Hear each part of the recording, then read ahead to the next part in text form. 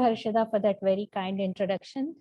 To begin with, I would thank Devgiri College, Aurangabad, especially Dr. Navle, Indian Association for Science Fiction Studies, and Professor Shri Narahari, Indian Science Fiction Writers Association, and Shri Arvind Mishra, Marathi Vignan Parishad, Kalpavishwa, Malayalam Science Writers Association, and all the organizers of this conference.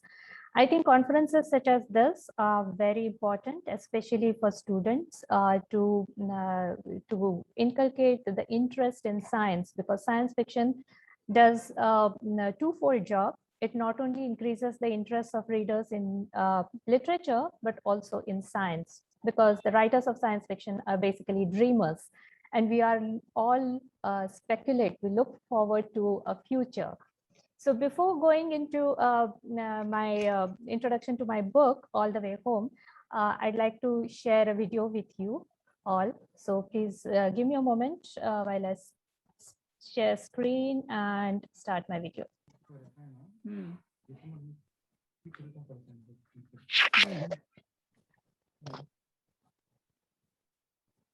So Dr. Navle, I still can't share my screen.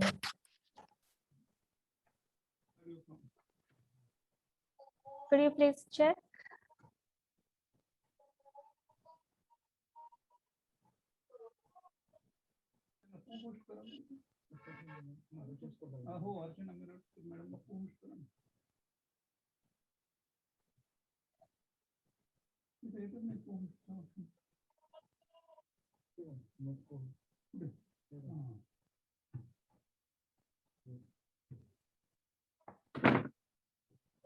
Yeah, thank you so much.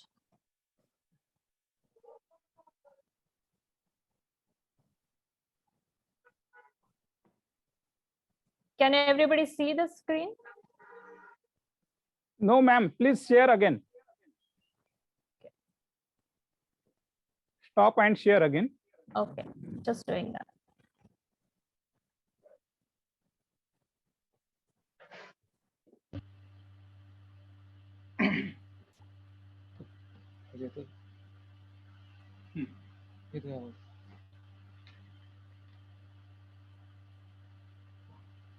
Can it be seen now? Is it visible Yes. now? Okay. Yes, yes, ma'am.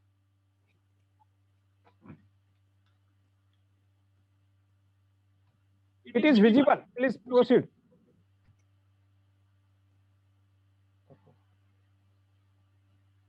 Can you listen the sound?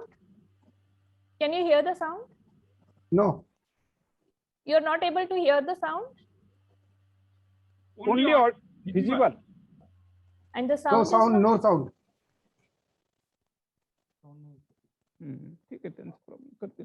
Is it audible now?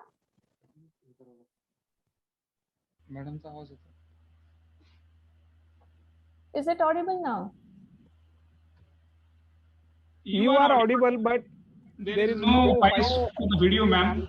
Okay, give me a minute, please. Please take your time.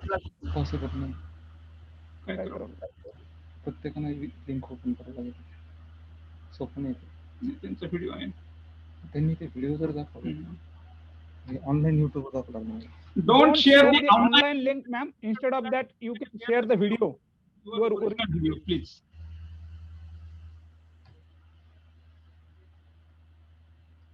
माझा आवाज मी जे बोलतोय नाही येत नाही. नाही अजिबात नाही. माईकचा काहीतरी प्रॉब्लेम आहे. आतापर्यंत येऊ लागलो. हो ना. ठीक आहे, सिक्युरिटी इश्यू दाखवतो तरी इथं बंद करून.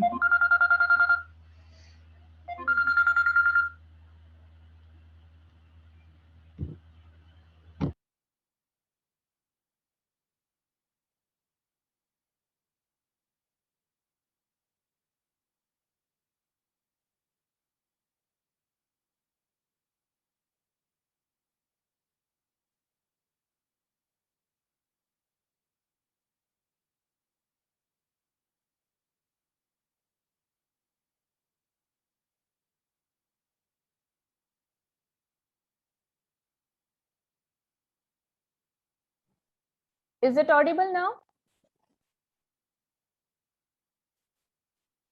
Is it audible now?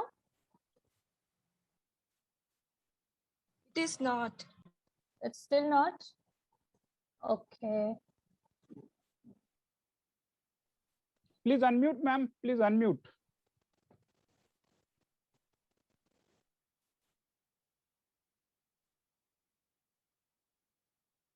Was it audible?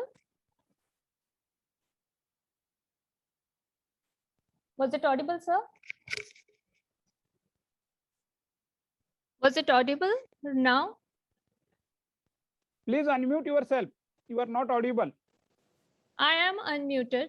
I'm not on mute. No, we can listen to you, but we can't listen to the video. Okay. Just try. Let me try one more time.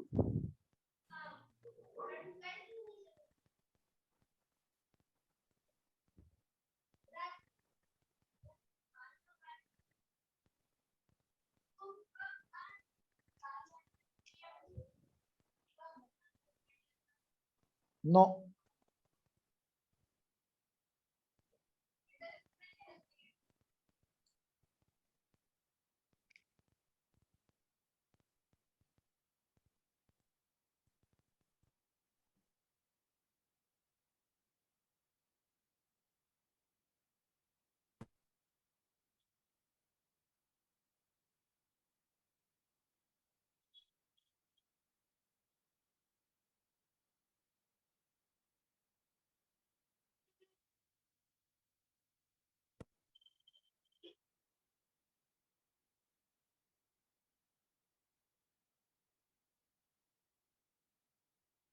Was it still not visible, audible? Was it still not audible? Not audible, ma'am ji. I suggest that you can do one thing. Yeah. Let the pictures YouTube be on the video, and Mhm. you can comment upon that and also explain that, because It you would- are audible and would not be the YouTube one. Dr. Nahari, I understand it would be totally effectless because it has got a wonderful audio. Dr. Navle, I had shared the video with you. Would you be able to play it? Then you will have to swap it and then make it work, and you can be in the inset. That is the option.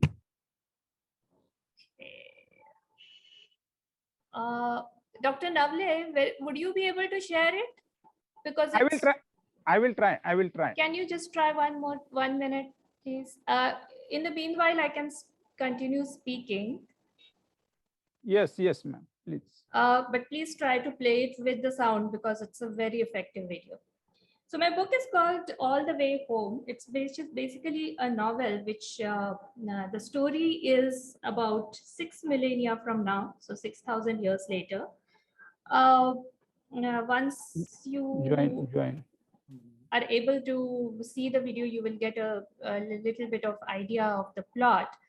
And many people have asked me whether it's a utopia or a dystopia. What I tell them it's a utopia following a dystopia, because what happens in the novel is that the earth has been destroyed by some final wars, global war that happened over resources. It started with water sharing because water got scarce, and then Dr. Balaji Navle. the other resources on earth also got scarce, and people began a war which ultimately ended by wiping out the human race. However, some enterprising scientists were able to escape, and they took away with them a few other scientists and children, and they established colonies on some of the planets and satellites in our solar system. But these worlds were not very suitable for human life. So their search for a suitable place to settle ultimately continued. And after 500 years of exploration, they were able to finally find a planet which was suitable for human habitation. And by then, their science was so developed because they had to live in very adverse conditions for 500 years. So their science continued to develop, and they were able to engineer that planet through planetary engineering. They made it most suitable for inhabitation. And then 500 years after settling there, now they're tremendously progressed race. What is called, they are in what is called a type 2 civilization. So these are different gradations of civilization. The type 1 civilization is what we have now, wherein humans are only able to possess a technology which uses resources from the planet they live in. So that is called type 1 civilization. A type 2 civilization is usually a race which is able to exploit resources from their solar system. So mostly they use the star power. They are able to harness the star power. At present, in our present technological understanding, we feel that such a thing is possible if we are able to create some gigantic structures around the stars which capture the star's energy. And the star's energy is humongous. So even a small percentage of that energy, if we are able to harness it, it will solve all our energy requirements. So that is a type 2 civilization. A type 3 civilization is one where the race is able to exploit the resources of the entire galaxy. So these are theoretical classifications of civilization. We are at present a type 1 civilization, but in my novel, I imagine that this race, which is now settled on another planet, is a type 2 civilization. So they're able to use their star power. And there are further advances in the human race. They are now a photosynthetic beings. So through genetic engineering, as Dr. Shantala ma'am was also mentioning in her book, through genetic engineering, they have now turned into photosynthetic beings because they had to survive really harsh conditions on planets where agriculture was not possible. They were able to manipulate themselves in such a way that now they can survive on solar power or star power. And now they're also winged creatures. So again, through genetic engineering, they have somehow grown wings, and now they are able to fly, not long distances, but at least that helps them in propagation, not just walking, because they lived on planets and other places where the gravity was very different from that of Earth. They finally were able to engineer themselves into winged animals. Their other senses are also obviously enhanced through genetic engineering. So in that sense, they are superhumans. But what is more interesting is now that apart from these physical attributes, they are also an evolved beings, in the sense that they are no longer engaged in petty crimes. They are no longer engaged in wars because they have seen what happened on Earth. And there was a fear of the entire race being wiped out. So now they are very compassionate human beings, and they have evolved and grown beyond what governs most of our life now, all that strife and infighting. So what happens to this kind of human race then? They have solved the food problem. They have wiped out all wars. So how do they live? So they live for scientific and artistic pursuits. So those are the things that engage them. That is what they look forward to in their life. They have also conquered death. So they do die. It's not that they are immortal beings, but death comes at a time when they want it. So once they are fed up with life, and gradually the mental capacities go down, and that's when they decide to die. But dying is not a painful process following some illness or sickness, because they can die whenever they want to. So in that sense also, again, all their mental capacities are now focused on scientific pursuits, and everybody is some kind of a creative person. So they are able to pursue their passions and pursue their scientific research. Now, on this planet, there is a little girl who is the protagonist of this novel, and she's very bright, very brilliant, and she shares a very special bond with her mother while she is growing up. And on this same planet, which is incidentally named Swarg because they have made it ideal for human race, is a scientist who is one of the most top scientists of humanity then. And he is involved in research on life. What is life? Because despite all their scientific advances, they have not been able to create life from non-living matter.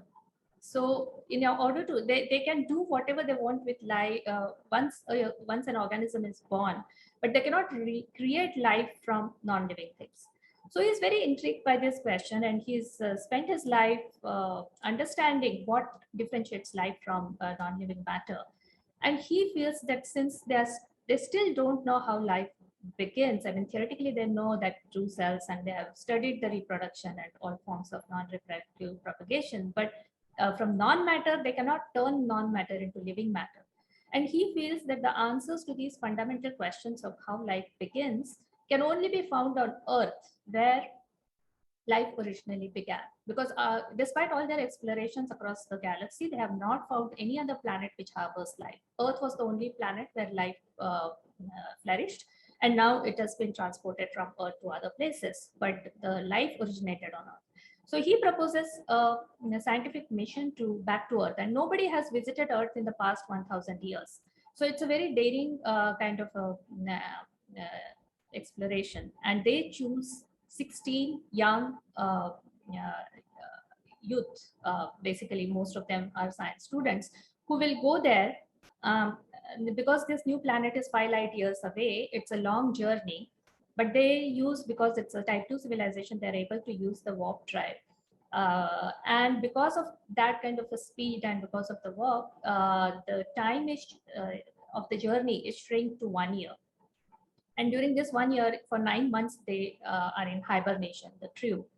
But this 1 year of time corresponds to 5 years on Svarg and 5 years on Earth. So a return journey will take 11 years by the time they come back to Svarg, but they're young and they're very much willing to undertake that dangerous journey. So these 16 people, they live on a spaceship, and they come to Earth, travel for 1 year, and they come to Earth. And what they find on Earth is that it hasn't become a completely barren planet, but there are no animals. There are only trees on Earth. So it's a very silent planet and full of trees. And this team of 16 people, it divides into 3 teams, and they pitch their laboratories in 3 different parts of Earth. And one of the teams to which Arushi belongs, they come to what used to be India, and they put up their camp on the banks of a lake. And while other people, everybody has their particular tasks, and most of the people are engaged in experiments on the Earth, Earth's soil, Earth's atmosphere to understand how life originated here. Arushi has been included in this team for trying to find the remains of the civilization that once existed on Earth and put together the story of that fallen civilization. So she is an archaeologist. She goes and she starts digging, and she finds a lot of remains, and she collects thousands of artifacts and tries to write down her paper, her research paper, which will tell why this civilization was wiped out. And then on the last day of her excavation, now almost 1 year is over, and they're planning to prepare the return journey. She undertakes this final day's excavation, and on that day she finds a time capsule. And it has some contents recorded by a lot of people from 2000 years before the final wars. So when the human civilization was still flourishing on Earth. And as she goes through the contents, she comes across something, a blog left by a woman so many years ago. And she starts reading that blog, and then she discovers something which kind of takes it beyond what she was looking for. And I will not give that up, because then it will spoil the plot and the excitement of the novel. So basically the novel is, it's a kind of science fiction which is a contemplative science fiction. You won't find too much of, there is action, but not too much of action. There are no wars, there are no good guys and bad guys.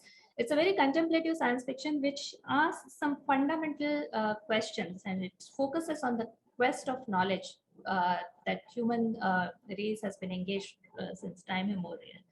So there is one scientist on this planet's work who's experimenting on gravitational waves, and he's doing his research on the black holes. He sends a probe to the black hole. So, again, gravitational field, and it's one of the areas where latest cutting edge research is taking place. As I said, another scientist is involved in the questions about life.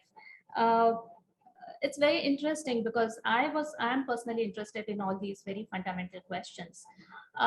Brian Greene, a very well-known science astrophysicist and also a very prolific writer, has once said in one of his books that he was once having lunch with Roger Penrose, the very famous British astrophysicist. And Roger Penrose is a very senior scientist. And Brian Greene asked him that the age that we live in is the age of communication. We call it the age of communication. Earlier, it was the age of science when a lot of scientific discoveries were taking place. The age of science still progresses, but we are now in the age of communication where the communication technology has revolutionized and we are all sitting in different parts of the country can communicate with each other. So he asked Roger Penrose, what do you think would be the future age? What would be most important in the coming years? And Roger Penrose did not answer for a long time. And Brian Greene thought that he has probably forgotten my question or not heard it. And Roger Penrose kept on stirring his coffee. And after 5 minutes, he looked up and just answered in one word. And he said, information. So the next stage is going to be the age of information. How fast and how efficiently we can exchange information. I think that has already begun with the age of communication. What we are basically trying to do is share information, but it will explode in future where the scientific community would be more and more efficient in sharing information, exchanging information. What happens at the cutting edge of science would be available to the common man within a matter of time. So these are the questions that this novel tries to explore, because I told you the very broad outline of the plot, but the origin of life and consciousness, the time and space, how it affects human beings, and especially if they're separated by vast distances such as light years. If something like that is possible in future, how is it going to impact humans and human relationships? These are the questions that the novel tries to explore, because as you saw, even in our Indian philosophy, right from the beginning of civilization, our Upanishads have been asking these questions. Who am I? Where did I come from? And these are the questions that this novel raises, tries to answer and explore to some extent. I would encourage all of you to read this novel, and I would also love to hear your views. What do you think about how successful I have been in trying to explore these questions, and what do you think about the ending? So that's my talk, Dr. Navle. Any solution? Please now try the video, and one request, ma'am. Yes. Immediately make co-host to Honorable Ranjan Garge, sir. Okay. By mistake, the technician made KK Singh the host, and we are helpless. Okay. Yeah. Honorable Ranjan Garge, sir.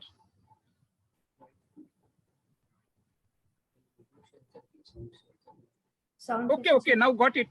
Please proceed. I can now proceed. Please share your video. मुझे यहाँ पे करके बताओ. हाँ, वहाँ पे. Same as system. Audio settings.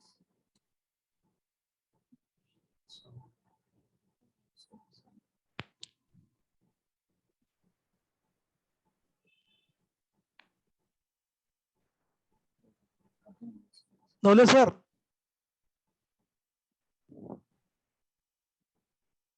Hello. Yeah, I'm starting the video. Please let me know whether you can hear or not. Okay. Yes.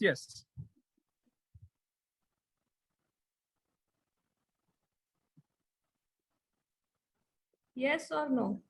Still, we are enjoying. Only voice is not there, but we can understand its effect. Give me a minute. There is a button where I have to share the sound. So Please, let me check. take your time. It is very interesting. Seems very interesting. Click on the share screen on the meeting. Nole sir. Select the sir, floor bola. for the rest of your vision. You are host now. Yes. Got it. Thank you, sir.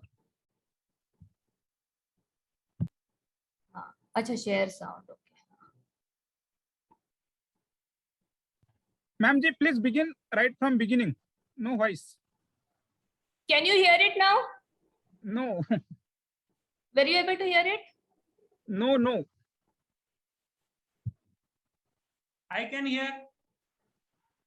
Okay, okay, please continue. I can hear. कोई तो बोल रहा है कुछ.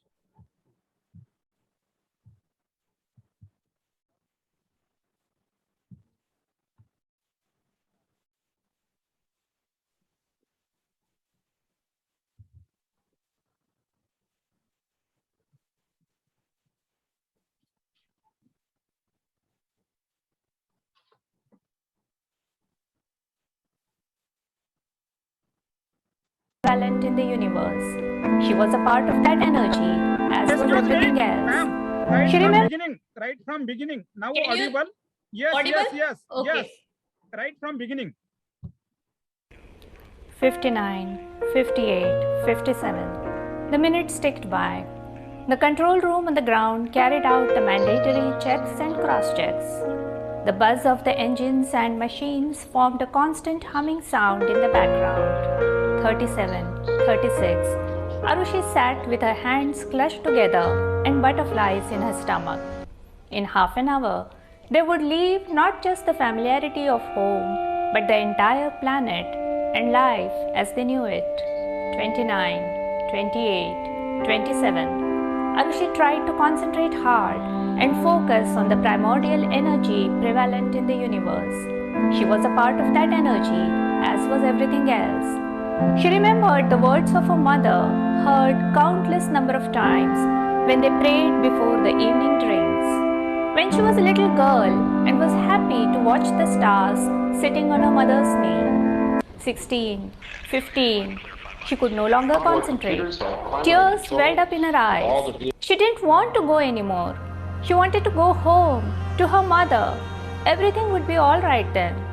9, 8, 7. Stop! She wanted the countdown to stop. She wanted to unstrap out of her seat and get out and run away from the rocket. 3, 2, 1. A ball of lead rolled in her stomach. The rocket was off with the roar and a speed that would help it escape from the planet's gravity. They were off, on their way to Earth, headed towards the ancient home. Into the void of space, into the inert, massless vacuum. The spacecraft, a tiny speck in the vast interstellar space of the galaxy, which was just one among the billions and billions of them. Space, which belongs to no one and is attached to nothing. Cold, dark, shapeless, without any attributes. Nirgun, Nirakar. But 16 beating hearts and 16 conscious minds were heading from the only known planet which supported intelligent life to the only known planet that had given rise to life. The journey had begun. Now there was no looking back. These are the lines from my book, All the Way Home, a science fiction novel published recently. If you love reading about astonishing worlds and unimaginable possibilities, come with me as I take you on a short trip through the plot of this novel. The story begins in the 6th millennium, or 10,000 years after the final wars have wiped out the human race on Earth. Descendants of the enterprising men and women who had escaped the catastrophe are now settled on planet Svarg, an ideal world revolving around the star Ravi. Through planetary engineering, Svarg's atmosphere has been modified to make it most suitable for human settlement. The humans themselves are now an enlightened race, compassionate and creative, who can voluntarily end their life when they have had enough of it. They are winged and photosynthetic beings with the capacity of their senses enhanced through genetic engineering. On this heavenly world lives Arushi, a sprightly 3-year-old. She is a gifted child with extraordinary intelligence and a keen perceptive mind. All through her growing years, she shares a special bond with her mother. Elsewhere on this planet, Sherlock Winder is a leading scientist who is keen to solve the riddle of life. Despite all their scientific advances, the humans on Swarg have never been able to create life from non-living matter. Sherlock believes that fundamental questions about the origin of life can only be solved by looking for clues on the planet where life originated, Earth. He proposes a mission to Earth where a select crew of young scientists will spend a year and conduct experiments. When Arushi is 15, she is selected as a potential crew member. She undergoes extensive training at the academy for 5 years and makes it to the final list of crew members for her knowledge of ancient civilization that once flourished on Earth. The crew travels a distance of 5 light years in a spaceship that uses star power and warp drive. This shrinks the travel time for the crew to 1 year, out of which 9 months are spent in hibernation. On reaching Earth, the crew divides into 3 teams who set up camps in 3 different continents. Arushi's team builds its dwelling units and laboratory on the banks of a vast lake in a land that was called India by the ancient civilization. Each member of the team gets busy with his or her respective tasks, and Arushi begins to explore the globe for the remains of the ancient civilization. She collects thousands of artifacts from excavation sites and begins to piece together the story of the fallen civilization. She also develops a romantic relationship with Agnan, her teammate.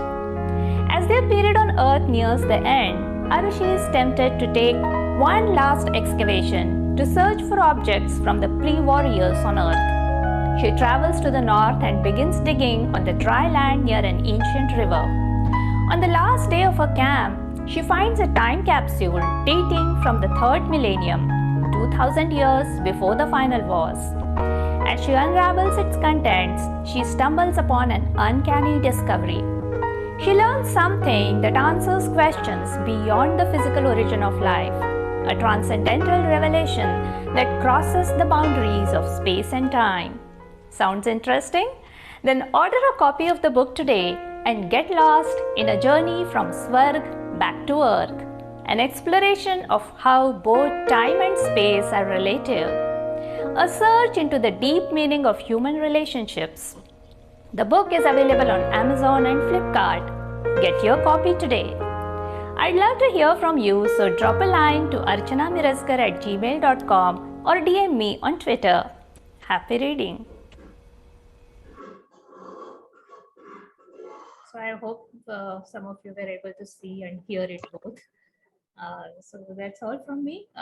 Thank you once again to everybody for putting me in touch with such a wonderful community of scholars and giving me an opportunity to speak at this forum. Thank you. Really